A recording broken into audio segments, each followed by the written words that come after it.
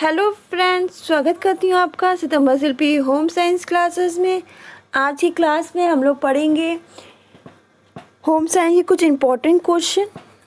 साथ ही मैं आपको बताना चाहती हूँ, अगर आपने मुझे फेसबुक पे, इंस्टाग्राम पे और टेलीग्राम पे फॉलो नहीं किया है तो जाइए वहाँ सितंबर शिल्पी सर्च कीजिए और वहाँ पे मुझे फॉलो कर लीजिए। वहाँ पे आपको मेरी क्लास की अपडेट, कोई भी रिज़ल्ट की अपडेट, कट ऑफ की अपडेट सब दी जाएगी, जो आपको जल्दी से आपको इन्फॉर्मेशन मिल जाया करेगी होम साइंस रिलेटेड।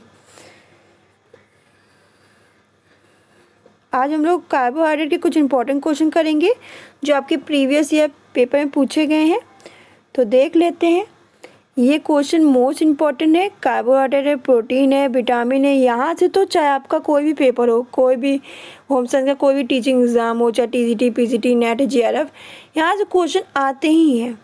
तो शुरू करते हैं आज की वीडियो। पहला क्वेश्चन है, स्टार्च को शर्करा में बदलने वाले किण्वन एंजाइम्स का क्या नाम है? ये TGT 2006 में पूछा गया था। तो स्टार्च को शर्करा में बदलने वाले किण्वन यानी एंजाइम्स का नाम हमारा टाइलिन है। इसको लिख लें।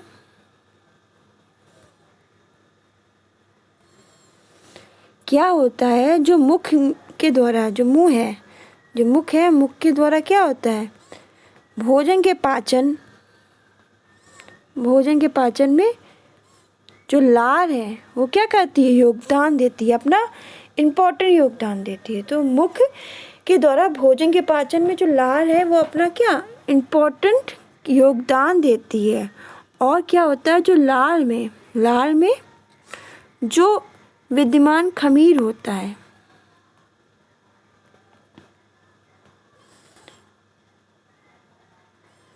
खमीर कौन सा खमीर? टाइलिन। जो खमीर विद्यमान होता है लार में, वो क्या करता है? वो भोजन में पाए जाने वाले, जो भोजन है उसमें पाए जाने वाले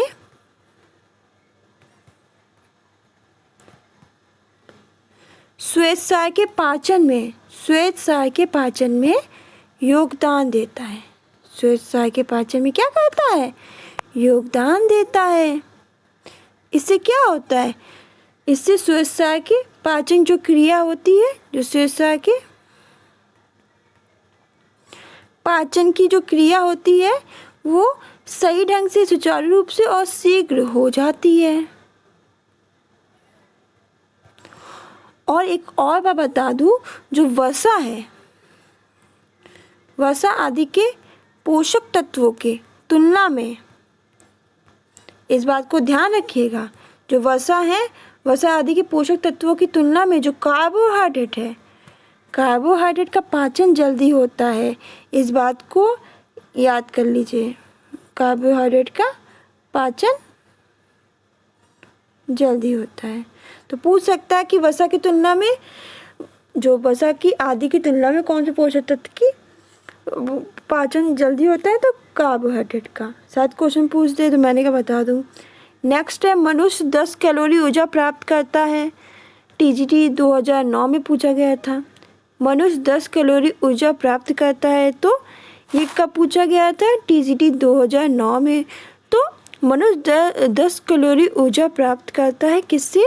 2.5 ग्राम कार्बोहाइड्रेट से। कितना? 2.5 ग्राम कार्बोहाइड्रेट से।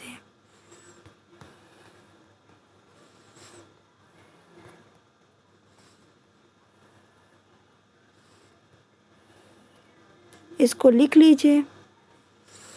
एक बात बता दूं मैं आपको, नॉर्मली क्या होता है, जो ऊर्जा का जो उत्पादन होता है, नॉर्मली जो ऊर्जा का जो उत्पादन करने के लिए क्या करते हैं? कार्बोहाइड्रेट का प्रयोग करते हैं। किसका? कार्बोहाइड्रेट्स मतलब ग्लूकोज का प्रयोग करते हैं ऊर्जा का उत्पादन करने के लिए। 1 ग्राम, आपका जो 1 ग्राम क्या होता है? ग्लूकोज के पूर्ण ऑक्सीकरण में, आपके ग्लूकोज के पूर्ण ऑक्सीकरण में क्या होता है? ये लिख लीजिएगा,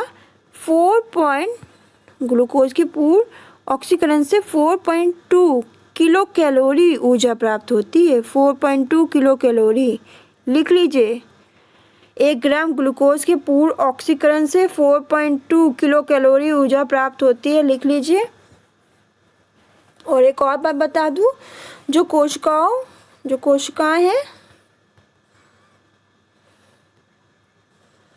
कोशिकाओं में ग्लूकोज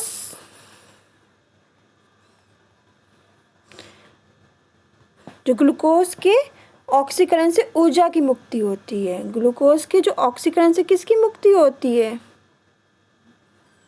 ऊर्जा की। इस बात को भी लिख लीजिएगा।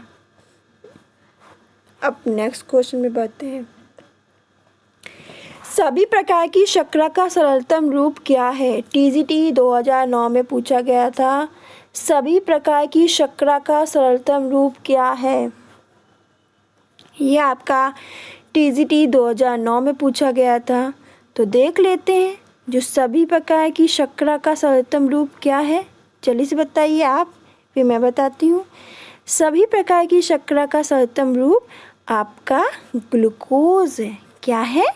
ग्लूकोज है। क्योंकि ये क्या होता है, ये ग्लूकोज कार्बोहाइड्रेट का बहुत इम्पोर्टेंट क्या होता है, पार्ट होता है, भाग होता है कार्बोहाइड्रेट का। ये बात याद रखिएगा। ग्लूकोज किसका इम्पोर्टेंट भाग होता है? तो कार्बोहाइड्रेट का इम्पोर्टेंट पार्ट होता है। इसे क्या कहते हैं? डेक्सटोज।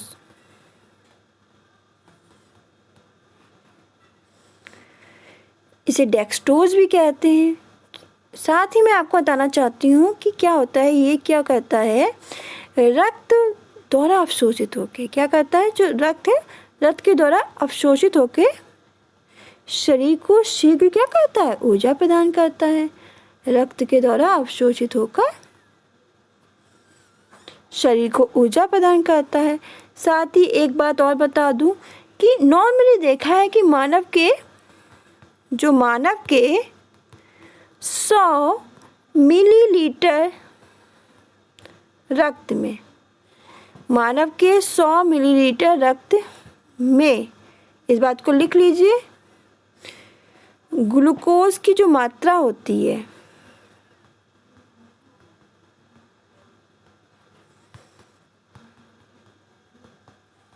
कितनी होती है? 80 से 100 मिलीग्राम। 80 से 100 मिलीग्राम। तो एक क्वेश्चन से हमें कितने आंसर मिलते हैं और कितना हम लोग की क्वेश्चन सॉल्व होते हैं। अब नेक्स्ट क्वेश्चन देखते हैं। एमाइलेज को क्या कहते हैं? एमाइलेज को क्या कहते हैं? ये टीजीटी 2010 में पूछा गया था। तो एमाइलेज को हम टाइलिन कहते हैं। क्या कहते हैं? टाइलिन कहते हैं। तो एमाइलेज को हम टाइलिन भी कहते हैं। ये सब लिखते जाइए, सब ये कार्बोहाइड्रेट टॉपिक बना लीजिए, उसमें सब लिखते जाइए, सब इम्पोर्टेंट है। साथ ही बता दूं, जो लार है उसमें 2 प्रकार के एंजाइम्स होते हैं। जो लार है, फिर से बता रही हूँ, लार में 2 प्रकार के एंजाइम्स होते हैं, किवरन होते हैं। पहला आपका टाइलिन, जिसे हम एमाइलेज भी कहते हैं, अभी पूछा गया है। साथ ही दूसरा होता है आपका माल्टोज। इसको लिख लीजिए, शायद क्वेश्चन आ जाए। क्या होता है, जब टाइलिन भोजन में क्या करता है, भोजन में उपस्थित, टाइलिन क्या करता है, जब भोजन में उपस्थित जो शर्करा होती है, मतलब मंड होता है, उसको किसमें, ये टाइलिन क्या करता है, भोजन में उपस्थित शर्करा या मंड को माल्टोज शर्करा में बदलता है। माल्टोज मंड या शर्करा में बदलता है।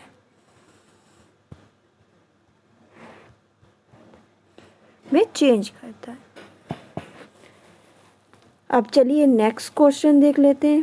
कार्बोहाइड्रेट का प्रत्येक ग्राम देता है जो कार्बोहाइड्रेट है उसका प्रत्येक ग्राम देता है। ये TGT 2013 में पूछा गया था। तो मैं बता दूं जो कार्बोहाइड्रेट का प्रत्येक ग्राम 4 कैलोरीज देता है। कितनी? 4 कैलोरीज। इसको लिख लीजिए। क्या है? जो कार्बोहाइड्रेट है वो शरीर को ऊर्जा प्रदान करने वाला मुख्य पोषक तत्व है। और जो कार्बोहाइड्रेट मुख्य रूप से कहाँ पाया जाता है? वनस्पति जगत में, वनस्पति जन पोषक तत्वों में।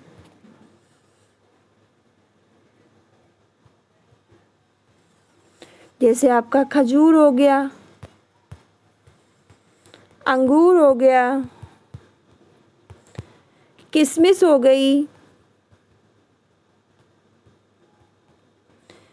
मुनक्का हो गया,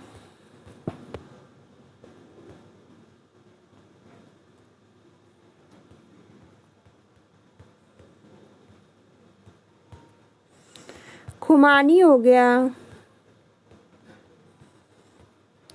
अंजीर हो गया। इसमें क्या आदि में कार्बोज क्या होता है? उपयुक्त मात्रा में, भरपूर मात्रा में होता है। क्या होता है? बहुत ज़्यादा मात्रा में कार्बोज होता है। फिर नेक्स्ट क्वेश्चन है, खमीरीकरण क्या बढ़ाती है? जल्दी से बताइए। सबसे सरल TGT 2013 में पूछा गया था। तो खमीरीकरण पाचनशीलता बढ़ाती है। खमीरीकरण क्या बढ़ाती है? पाचनशीलता। खमीरीकरण क्या बढ़ाती है? पाचनशीलता। इसका बस यही आंसर है कि खमीरीकरण क्या बढ़ाती है? पाचनशीलता। कैसे? देखिए क्या होता है खमीरीकरण में जो अणुजीवों या हम क्या है एंजाइम्स की उपस्थिति में, अणुजीव हो या एंजाइम्स की उपस्थिति में, वायु रहित परिस्थिति में, अणुजीवों की या एंजाइम्स की उपस्थिति में, वायु रहित परिस्थिति में जो जटिल कार्बनिक पदार्थ हैं, जो जटिल कार्बनिक पदार्थ हैं, उनका क्या होता है? उपघटन होता है और वो सरल रूप में बदल जाते हैं। उपघटन होता है और सरल रूप में चेंज हो जाते हैं, बदल जाते हैं। तो क्या होता है? खमीरीकरण हमारा पाचनशीलता में वृद्धि करता है, पाचनशीलता को बढ़ाता है। साथ ही कर बताऊं जो खमीरीकरण में जो अणुजीवों एंजाइम्स अणुजीवों या एंजाइम्स की उपस्थिति में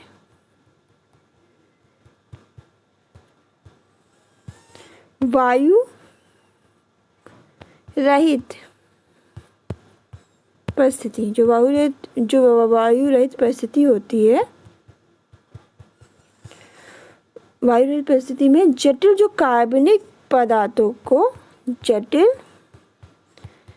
कार्बनिक पदार्थों का धीरे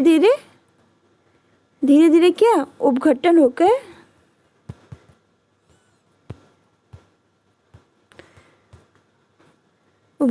सरल रूप में बदल जाता है।